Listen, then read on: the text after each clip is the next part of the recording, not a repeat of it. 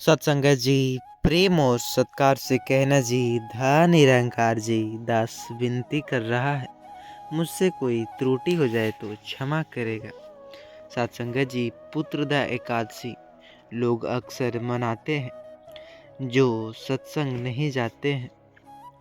आखिरकार पुत्रदा एकादशी हिंदू धर्म में विशेष महत्व रखता है। यह एकादशी उन लोगों के लिए महत्वपूर्ण मानी जाती है जो संतान की प्राप्ति की कामना करते हैं। पुत्रदा एकादशी 2025 की तिथि और समय तिथि 9 जनवरी 2025 गुरुवार।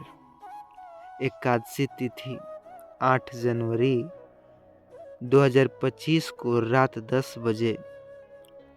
एकादशी तिथि समाप्त 9 जनवरी 2025 को रात 10:55 पर होगा। इस दिन भगवान विष्णु की उपासना करके व्यक्ति को पुण्य प्राप्त होता है और संतान प्राप्ति की कामना पूर्ण होती है। व्रत करने वाले को चाहिए वे प्रातः स्नान संकल्प ले और पूरे दिन व्रत का पालन करें। आइए जानते हैं क्या सच में ऐसा इस दिन व्रत करने से मनोकामना पूर्ण होती है। इस कहानी को आइए कहानी के माध्यम से पूरी सच्चाई समझते हैं, जिसे समझने के बाद आप हकीकत जान पाएंगे। उसके लिए चैनल पर नए होंगे सब्सक्राइब कीजिएगा, वीडियो को अंत तक ज़रूर देखिएगा, क्योंकि आइए जानते हैं बहुत ही अच्छे अच्छे विचार भी सुनने को मिलेंगे। एक गांव में रामनाथ व्यक्ति जो कि रहता था, वह धार्मिक व्यक्ति था, लेकिन स्वभाव से लालची और स्वार्थी। वह सत्संग में नियमित जाता, परंतु उसकी सोच में बदलाव नहीं आता। एक दिन सत्संग में संत ने कहा, सच्चाई और सेवा का रास्ता ही ईश्वर तक पहुंचाने का सबसे सरल मार्ग है। रामनाथ ने पहुंचने का सबसे सरल मार्ग बताया। रामनाथ ने इस बात को अनसुना कर दिया। उसी शाम सत्संग से लौटते समय रामनाथ को एक बूढ़ा भिखारी जो कि भिखारी दिया। भिखारी ने कहा, बेटा मुझे भूख लगी है, कुछ भोजन दे दो। रामनाथ ने उससे अनदेखा कर दिया, लेकिन भिखारी ने कहा, तुम्हारे पास जो कुछ भी है वह ईश्वर की देन है। किसी भूखे को खिलाने से पुण्य मिलता है। रामनाथ ने सोचा, यह बूढ़ा मुझे ज्ञान दे रहा है, यह अपना काम करे। उस भिखारी को भगा दिया। उस रात रामनाथ को एक अजीब सपना आया। उसने देखा कि वह एक अंधेरी गुफा में खो गया है। वहां से बाहर निकलने का कोई रास्ता नहीं है। तभी एक आवाज आई, तुमने जो किया है वही तुम्हारे सामने आएगा। गुफा में एक एक करके वे लोग भी आए जिन्हें रामनाथ ने मत देने से मना किया था। हर एक ने उससे कहा, तुम्हारा कर्म ही है तुम्हारी परीक्षा। रामनाथ घबरा गया। सुबह उठते ही रामनाथ सत्संग गया और संत से अपने सपने के बारे में बताया। संत ने कहा, बेटा तुम्हारा सपना तुम्हारे कर्म का संकेत है। जो तुम दूसरों के साथ करते हो वही तुम्हारे जीवन लौट कर आता है। सेवा ही सच्चा धर्म है। उस दिन से रामनाथ का हृदय परिवर्तित हो गया। उसने भिखारी, गरीब और ज़रूरतमंद लोगों की मदद करना शुरू कर दिया। एक दिन वही बूढ़ा भिखारी उसके पास फिर आया और कहा, तुम्हारा सच्चाई और सेवा का मार्ग तुम्हें ईश्वर के करीब ले जाएगा। रामनाथ ने भिखारी को गले लगाया और कहा, आपने मेरी आंखें खोल दी। यह कहानी सिखाती है कि सच्चाई और सेवा का मार्ग अपनाना ही सही इंसान की पहचान को सजीवन का सार्थक करता है। सतगुरु का नूर हर दिल में समाया, उसकी रहमत ने हमें जिंदगी का पाठ पढ़ाया। निरंकार की ज्योति से जग आलोकित हुआ, हर सांस में उसका एहसास समाया। न रंग न रूप न मूरत का बंधन, सिर्फ एक नूर जो भर दे अंत मर, जो कि ढूंढे उस दिल की गहराइयों में, पाएगा सच्चा सुख उसके चरणों में। निरंकार से बड़ा कोई भगवान नहीं, उसके बिना अधूरी है हर पहचान।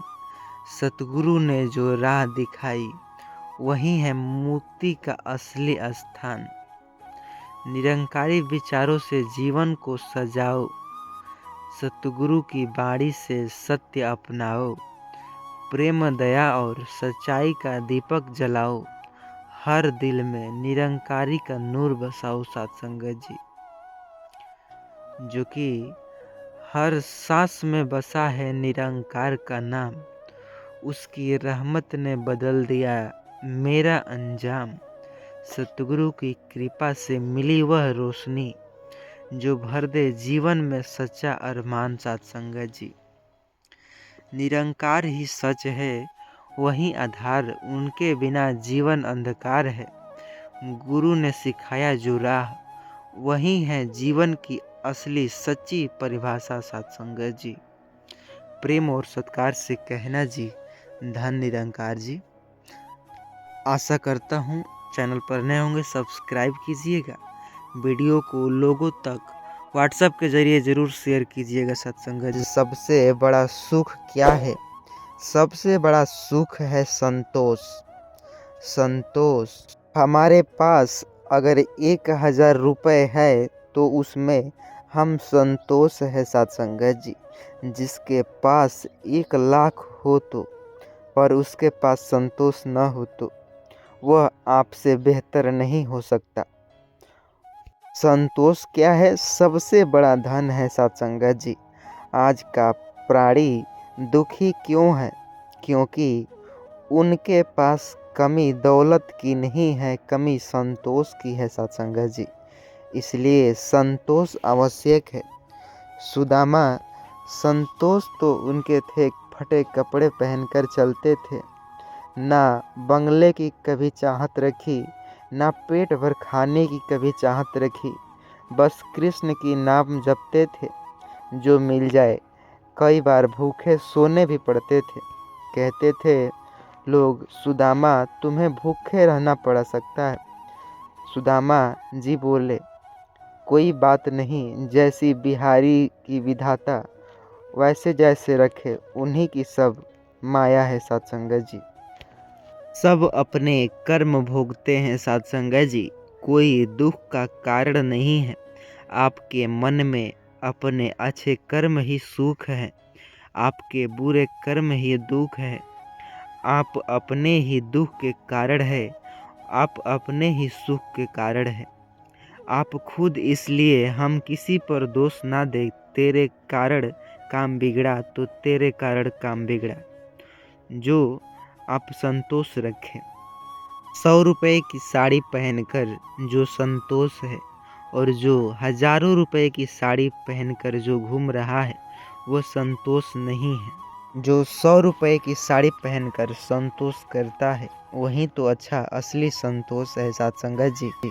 विधाता ने जो कुछ भी दिया है, आप उसमें संतोष रहिए। नहीं तो रावण के पास भी संतोष नहीं था। उसके पास मंदोदरी जैसी जो कि पत्नी थी, तभी भी दूसरे पत्नियों को चुरा करके ले आता था। यही तो संतोष नहीं था और विनाश हो गया सत्संगत जी। धन का असली स्वरूप है संतोष सत्संगत जी। सत्संगत जी, सूर्यगढ़ नामक एक प्राचीन गांव में रतनलाल नामक एक धनी व्यापारी रहता था। उसके पास धन दौलत, सोने चांदी और जमीन जायदाद की कोई कमी नहीं थी। परंतु वह हमेशा असंतुष्ट रहता था। वह हर सही समय पर सोचता, मुझे और धन चाहिए, जितना मेरे पास है यह पर्याप्त नहीं है। सत्संगत जी, आइए एक कहानी के माध्यम से पूरी सच्चाई के साथ समझते हैं, जिसे सुनने से आप अंत तक जरूर इस वीडियो को देखिएगा। आपकी रूह कांप न जाए तो कहिएगा, क्योंकि संतोष के मायने में निरंकारी विचार के साथ समझेंगे सबसे बड़ा धन है। सत्संगत जी, यह कहानी लास्ट तक जरूर देखिएगा। रतन लाल के लालच के कारण गांव के लोग उससे डरते थे। उसकी प्रतिष्ठा थी कि लेकिन लोग उसे सम्मान नहीं करते थे। दूसरी ओर उसी गांव में रामदास नामक एक किसान रहता था। उसकी हालात बहुत साधारण थी। दिन भर मेहनत करके जो मिलता उसी से अपना और परिवार का पेट भरता। लेकिन रामदास हमेशा खुश रहता और हर किसी की मदद के लिए तैयार रहता। एक दिन रतन लाल ने रामदास से पूछा, तुम्हारे पास न धन है, न सुख है, न सुविधाएं, फिर भी तुम हमेशा इतने संतुष्ट खुश कैसे रहते हो? रामदास ने हंसते हुए जवाब दिया, संतोष ही सबसे बड़ा धन है सेठ जी। जो मिला है उसमें खुश रहना सीखो, यही असली सुख है। रामदास की बातों को सुनकर रतन लाल के मन में खलबली मच गई। वह सोचने लगा, क्या सचमुच संतोष सबसे बड़ा धन है? लेकिन यह कैसे संभव है? धन तो हर समस्या का समाधान है। उस रात रतन लाल को नींद नहीं आई। उसे हर समय यही लगता कि शायद उसने अपने जीवन में कुछ खो दिया है। लेकिन उसने यह सोचकर अपनी बेचैनी को दबा दिया कि और अधिक धन कमाने से वह संतुष्टि पा सकता है। कुछ दिनों बाद गांव में संत निरंजन महाराज आए। उनकी ख्याति दूर दूर तक फैली हुई थी। वह नगरों में जाकर निरंकारी सत्संग करते, प्रवचन सुनाया करते, असली अर्थ में समझाते। रतन लाल ने सोचा, चलो सतगुरु से, जो कि महात्मा जी से मिलकर देखा जाए, शायद मेरी बेचैनी का हल मिल जाए। जो कि सत्संग में गए। धन केवल एक साधन है, उद्देश्य नहीं। संतोष ही सच्चा सुख है। जो व्यक्ति अपने पास जो रखा है उसमें खुश नहीं है तो वह कितने भी धन के बावजूद कभी संतुष्ट नहीं हो सकता। यह सुनकर रतन लाल ने पूछा, महाराज, क्या यह संभव है कि एक गरीब व्यक्ति जिसके पास कुछ भी नहीं है वह संतुष्ट हो सकता है? जो कि महात्मा जी ने हंसते हुए जवाब दिए, इस प्रश्न का उत्तर तुम्हें एक कहानी से मिलेगा। इसे तुम ध्यान से सुनना। सदियों पहले अमृतलोक नामक एक राज्य पर राजा चंद्रगुप्त का शासन था। राजा बहुत धनी और शक्तिशाली थे। उसके पास हर सुख सुविधाएं थी, लेकिन वह कभी संतुष्ट नहीं रहता था। उस दिन जंगल में शिकार करते समय उसने एक सुनहरी हिरण को देखा। मृग इतना सुंदर था कि राजा ने उसे पकड़ने के लिए निर्णय किया। लेकिन जैसे ही वह उसके पास जाता, मृग गायब हो जाता। राजा ने अपने मंत्रियों से कहा, इस मृग को पकड़ना ही मेरा लक्ष्य है। जो भी इसे लाएगा उसे मैं आधा राज्य दे दूंगा। राजा ने अपनी पूरी सेना और धन मृग को पकड़ने में लगा दिया, लेकिन मृग हर बार बचकर भाग जाता। इस कार्यक्रम में राजा अपना काफी धन और समय गंवा दिया। राज्य की प्रजा भूखमरी और गरीबी का शिकार हो गए। लेकिन राजा को अपने लक्ष्य के अलावा कुछ और नहीं नजर आता।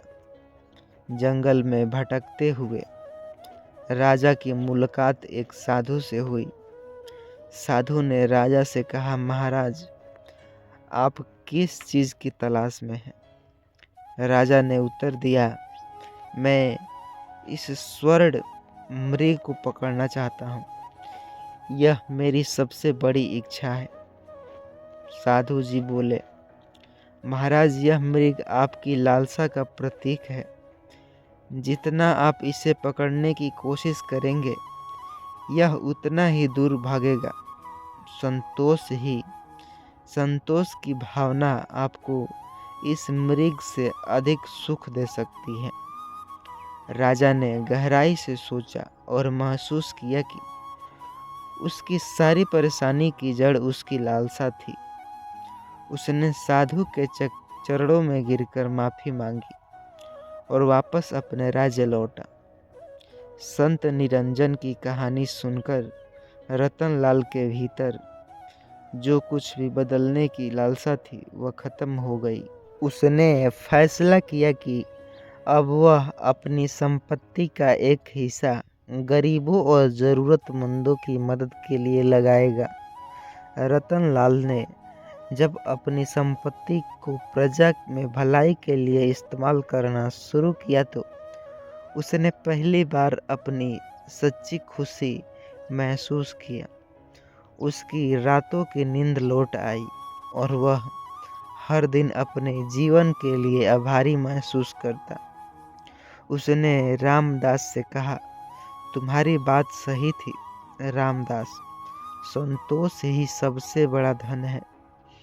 धन और संपत्ति केवल साधन है, लेकिन जो सबसे बड़ा धन है वह संतोष है।